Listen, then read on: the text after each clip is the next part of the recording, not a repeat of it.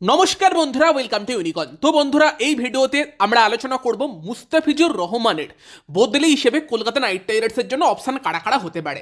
আগে হালকা করে আলোচনা করেছি, তবে এটা ডিটেলে আলোচনা করব, বেস্ট অপশানগুলো দেখব। আর এটা তোমাদের একটা রিকোয়েস্টেড ভিডিও ছিল, অনেকেই বলছিলে এই নিয়ে ভিডিও বানাতে, তো লাইক করে দিও, শেয়ার করে দিও। সঙ্গে আজকে ফিন অ্যালেনার টিম সাইফার নেমেছিল, তাদের ব্যাটিং নিয়ে একটু কথা বলে নেব। ইন্টারেস্টিং ভিডিও হবে, লাস্ট অব্দি দেখতে থাকো। আমাদের চ্যানেলে প্রথমবার এলে চ্যানেলটিকে সাবস্ক্রাইব করে তার পাশের বেল আইকনটাকে অন করে দিও। তো আজকে পার্থের সঙ্গে ম্যাচ ছিল মেলবোর্ন রেনেগেডসের, মানে একটা দিকে ছিল ফিন অ্যালেন, উল্টো দিকে ছিল টিম সাইফার্ট। টিম সাইফার্ট শেষ কয়েকদিন রান পাচ্ছিল না, ফিন অ্যালেনের একটা ইঞ্জুরি লেগেছিল, সে আবার ফিরছে, তো ম্যাচের দিকে নজর ছিল। বাট দুঃখিত যে দুজনেই রান পায়নি। ফিন অ্যালেনের টিম ফার্স্টে ব্যাট করতে গিয়েছিল, ফিন অ্যালেন প্রথম 3টে বল দেখে খেলে, তারপরে একটা ব্রিলিয়ান্ট 6 মারে এক হাতে, যেটা এমন একটা পিচে খেলা হচ্ছিল যেখানে 127 পার্থ করেছিল, সেই রান একদম লাস্ট বলে গিয়ে কিন্তু মেলবোর্ন তুলেছে, মানে একদমই টাফ পিচ ছিল। সেই পিচে ওই 6টা তার কোয়ালিটি দেখায়, কিন্তু তার পরের বলে আবার আউট হয়ে যাওয়াটা দেখায় যে ফিন অ্যালেন কেন এখনো অত বড় নাম হয়নি যত বড় তার হওয়া উচিত ছিল। একটু তাড়াহুড়ো করলো মনে হলো, আর ব্যাট তার আবারও মানে ফসকে গেল হাত থেকে। জানি না তার ফিঙ্গার ইঞ্জুরিটা নিয়ে এখনও সমস্যা আছে কিনা, বাট হ্যাঁ, ফিন অ্যালেনের ব্যাট থেকে আজকে রান আসেনি। তবে উল্টো দিকে সাইফার্টে একটু স্ট্রাগল করে, 16 বলে 11 করেছে, একটুখানি টাইম নিয়ে খেলছিল। তবে দেন মোহাম্মদ রিজওয়ান খুব বাজেভাবে রান আউট করলো তাকে। তো সেই জায়গাতে কিন্তু সাইফার্টও হয়তো বড় ইনিংস খেলার জন্য দেখছিল, লাস্ট অব্দি থেকে রানটা তোলার হয়তো চেষ্টা করতো, বাট দেন এগেন তারও দিন কিন্তু খারাপ গেছে, রান আউট হয়ে গিয়েছে। বাকি কিন্তু ম্যাচটা জেতালো অলিভার পিক বলে একটা প্লেয়ার। আমি মুস্তাফিজুরের ব্যাকআপ হিসেবে বলছি না, বাট দুটো প্লেয়ারের নাম আমি বলছি, এই দুটো প্লেয়ারের দিকে নজর রাখতে পারো। মেবি 5 বছর বাদে এই দুটো প্লেয়ার কিন্তু দারুণ ব্যাটসম্যান হয়ে সামনে আসতে পারে, আইপিএলের মতো স্টেজে কাঁপাতে পারে, সেই টাইপের ট্যালেন্ট আছে। মানে অনেক সময় আমি এরকম বলি, আমি ভুলে যাই, জানি না 5 বছর বাদে আমি ভিডিও বানাবো কিনা, তোমরা অনেকে মনে রাখো। তো হতে পারে যে 5 বছর বাদে গিয়ে এই প্লেয়ারগুলোকে নিয়ে কথা হচ্ছে, তোমাদের যদি মনে থাকে তখন এসে কমেন্ট করো যে আমি বলেছিলাম। তো একটা প্লেয়ার হচ্ছে এই অলিভার পিক, অস্ট্রেলিয়ার প্লেয়ার, 19 বছর বয়স, বিশাল ট্যালেন্টেড প্লেয়ার। মানে তার দিকে অনেকদিন ধরেই নজর ছিল, এবং আজকের ম্যাচে কঠিন পিচে যেরকম ব্যাটিং করলো, দারুণ লাগলো তার খেলাটা দেখতে। আর একটা প্লেয়ার আছে জার্সি দলের, যদিও খুব বেশি দিন বোধহয় জার্সির হয়ে খেলবে না, ইংল্যান্ড থেকে তুলে নেবে, ইয়ন মর্গানের মতো ইংল্যান্ড দলেই তাকে আমরা খেলতে দেখবো। এখন সাউথ আফ্রিকাতে খেলছে SA-20 লিগে পাল রয়্যালসের হয়ে অ্যাস আ ট্রাইব। এই প্লেয়ারটার মধ্যেও সেই ট্যালেন্ট আছে, সেই লেভেলের শট মেকিং এবিলিটি আছে। এই দুটো প্লেয়ারের দিকে নজর রাখতে পারো ফিউচারে। বাকি হ্যাঁ, মুস্তাফিজুর রহমানের ব্যাকআপ কলকাতা নাইট রাইডার্সের জন্য কে হতে পারে দেখছে, সেই নিয়ে অনেক আলোচনা চলছে। যদিও আমি আগেই বলেছিলাম যে KKR উচিত T20 ওয়ার্ল্ড কাপ অব্দি ওয়েট করা, তারপর রিপ্লেসমেন্ট নেওয়া। আর সেটা আমি এখনও বলবো, আমি ভিডিও বানাচ্ছি মানে এক্ষুনি KKRকে রিপ্লেসমেন্ট নিতে হবে তার কোনো মানে নেই। এবং আমি দেখছি অনেকে ভিডিও বানাচ্ছে এই নিয়ে, কিছু কিছু এমন নাম সাজেস্ট করা হচ্ছে, আমি বুঝতে পারছি না যে তারা আদেও KKR দলে কি নিয়ে আসবে। তো আমি ভাবলাম একটু আমার যেগুলো নামগুলো পছন্দ, যদি পিওর বোলারই আনতে হয় KKRকে, সেই হিসেবে সেরকম কিছু নাম নিয়ে আলোচনা করা যাক। মানে দেখছি জোস লিটিল, নাথান স্মিথ, এই নামগুলো অনেকে সাজেস্ট করছে KKR-এর জন্য। বাট এই প্লেয়ারগুলো কি দারুণ কিছু করেছে রিসেন্টলি আমি তো জানি না, মানে একটু আমাকে মানে বলতে পারো তোমরা, যদি তোমরা খবর রাখো। 2025-এ জোস লিটিল ভাইটালিটি ব্লাস্টে খেলেছিল, PSL-এ খেলেছিল, দুটো টুর্নামেন্টে খারাপ গিয়েছে। ইভেন বাংলাদেশের এগেনস্টে বোধহয় 2খানা ম্যাচ খেলেছিল, একটা ম্যাচে বোধহয় 40-45, মানে দুটো ম্যাচই ওরকম তার ফিগার ছিল, 40-45 মতো রান দিয়েছিল, একটাও উইকেট পায়নি। তো কেন KKR-এ তাকে সাজেস্ট করা হচ্ছে, I have no idea. Nathan স্মিথও কিন্তু সেরকম কোনো বাইরের কোনো লিগে সেরকম কিছু খেলেনি, ভাইটালিটি ব্লাস্টে খেলেছিল, খুব একটা ভালো সেখানেও করেনি। তো সেই জায়গাতে কেন সাজেস্ট করা হচ্ছে আমি জানি না। বাট যদি আমাকে বলো, আমি তো বলবো যে পাথিরানার ওপরই সব থেকে বড় দায়িত্ব। পাথিরানাকে এবার ক্লিক করতে হবে, নয়তো KKR-এর সমস্যা হবে। ইডেনের মতো পিচে কোন বোলার চলবে বলা মুশকিল, যে কেউ এসে মার খেতে পারে।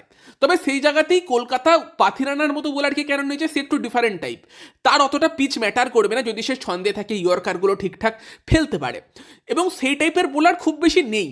তো আমার মনে হয় KKR-এর একটু ডিফারেন্ট স্কিলের বোলারই দরকার ইডেনের মতো জায়গাতে সার্ভাইভ করার জন্য। এবং সেখানে দেখো, ফজল হক ফারুকি আর নবীনুল হক, এই দুটো নাম নিয়েও আলোচনা চলছে। এদের মধ্যে থেকে কাউকে নিতে হলে ওটা T20 ওয়ার্ল্ড কাপের পরে নিতে হবে, যে ভারতে এসে তারা কেমন বোলিং করছে সেটা দেখে। আর ব্রাভো এই দুজনকে চেনেও। তবে ফজল হক ফারুকি মেনলি নতুন বলের বোলার, এবং সেখানে IL T20-তে ভালো বল করছিল, বাট দুবাইয়ের বা UAE যে স্লো কন্ডিশন, সেখানের থেকে IPL-এর পিচ আলাদা। আইপিএল এর কন্ডিশনে এসে সে ওল্ড বলে কত ভালো বল করতে পারবে সেই নিয়ে সন্দেহ কিন্তু আছে। দেখা যাক টি-20 ওয়ার্ল্ড কাপে কেমন করে। আর নবীনুল হকও কিন্তু রিসেন্টলি খুব ভালো বোলিং যে করেছে সেরকমটা না, তারও গতিটা কিন্তু 130-এর আশেপাশে। ইডেনে একটাই ম্যাচ খেলেছিল, 4 ওভারে প্রায় 50-এর কাছাকাছি রান খেয়ে গিয়েছিল। রিঙ্কু সিং বোধহয় ইডেনের বাইরে মেরে দিয়েছিল একটা 6 তাকে, সেখানে অতটা এফেক্টিভ তাকে লাগেনি ইডেনের মতো কন্ডিশনে। লখনৌতে খেলতো যেখানে বড় মাঠ, স্লো কন্ডিশন, সেখানে এফেক্টিভ হতো। ইডেনে কি হতে পারবে সেই প্রশ্ন থাকছে। রিচার্ড গ্লিসন, তার দিকে এসএ-20-তে অনেকেরই নজর ছিল, একটা দুটো ম্যাচে ভালো বল করছিল, বাট দেন লাস্ট ম্যাচে দেখলাম খুবই মার খেয়েছে। ওই স্লো আর কাটার টাইপের বোলার, বয়সটাও একটু বেশি। তো ট্র্যাডিশনাল পেসারদের দিকে না গিয়ে কেকেআর যদি ডিফারেন্ট কিছু খোঁজে, আমি কয়েকটা নাম বলছি, এই প্লেয়ারগুলোকে আনলে দুটো জিনিস হতে পারে, মাঝামাঝি কিছু হবে না। হয় তারা ক্লিক করবে, দারুণ কিছু করবে কেকেআরের হয়ে, অথবা খুব মার খাবে। তবে তুমি এরকম প্লেয়ারের সঙ্গে চান্স নিতে পারো। এমন একটা অ্যাভারেজ ফাস্ট বোলার এনে তাকে বেঞ্চে বসিয়ে রাখার থেকে এই টাইপের প্লেয়ারদের উপর যদি চান্স নেওয়া হয়, তারা ক্লিক করে গেলে কিন্তু সেটা টিমের জন্য মরশুম চেঞ্জ করে দিতে পারে, সেই টাইপের অপশান হতে পারে।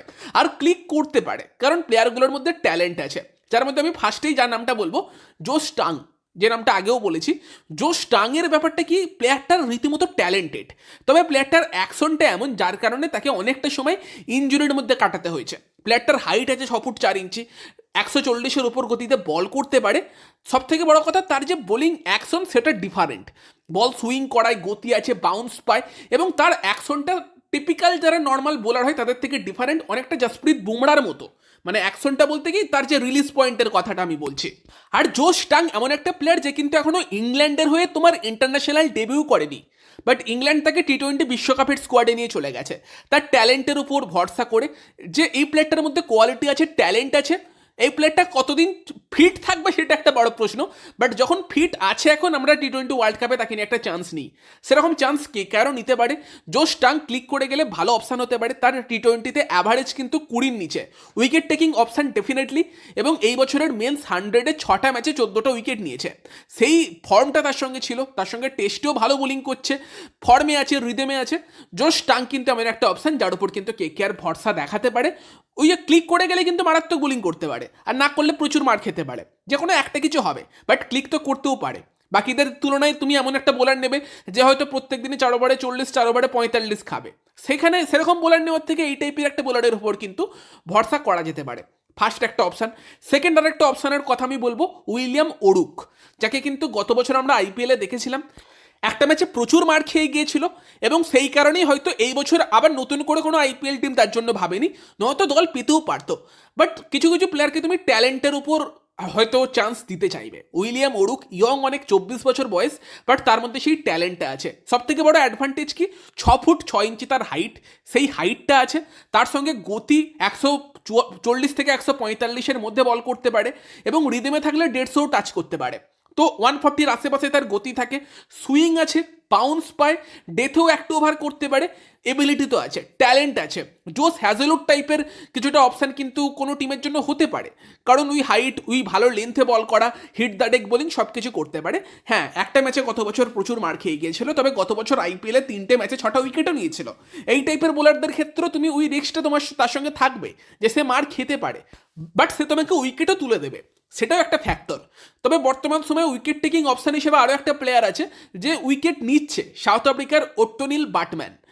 তো সেই প্লেয়ারটাও কিন্তু ভালো ফর্মে আছে। এবারের বোধহয় এসএ-20 লিগে 4 ম্যাচে 11টা মতো উইকেট নিচ্ছে। বাটম্যান ভালো বল করছে, এবং সাউথ আফ্রিকার টি-20 দলেও তাকে আমরা দেখেছিলাম।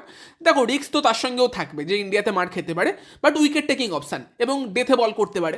তো এই অপশানগুলো কিছু আছে যেগুলোর দিকে কেকেআর দেখতে পারে, তারা কিন্তু অপশান হতে পারে কেকেআরের জন্য। বাকি কেকেআর যদি লেফট আর্ম কোনো অপশান খোঁজে, সেখানে জেসন বেহরেনড্রফ, আজকে তার দিকেও নজর ছিল, আজকে ভালো বোলিং করলো দেখলাম বিগ ব্যাশ লিগে। বেহরেনড্রফের মধ্যে সেই এক্সপিরিয়েন্সটা আছে।